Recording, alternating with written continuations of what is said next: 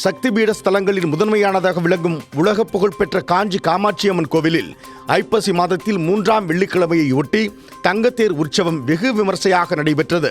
தங்கத்தேர் உற்சவத்தை ஒட்டி காஞ்சி காமாட்சி அம்மனுக்கு சிறப்பு அபிஷேக ஆராதனைகள் செய்து அடர் நீல நிற பட்டுடுத்தி தங்கம் வைர வைடூரியங்கள் ஆபரணங்களை அணிந்து சிறப்பு அலங்காரத்தில் தங்கத்தேரில் எழுந்தருளி பக்தர்களுக்கு காட்சியளித்தார்.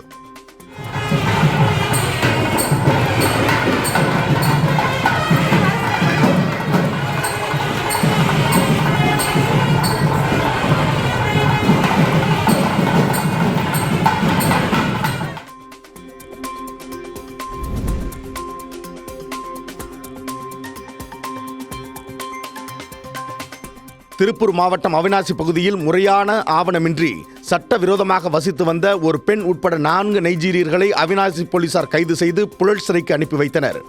அவிநாசியை அடுத்த வைஷ்ணவி கார்டன் பகுதியில் பாஸ்போர்ட் மற்றும் விசா காலாவதி ஆன பின்பும் தங்கியிருந்தது தெரியவந்துள்ளது.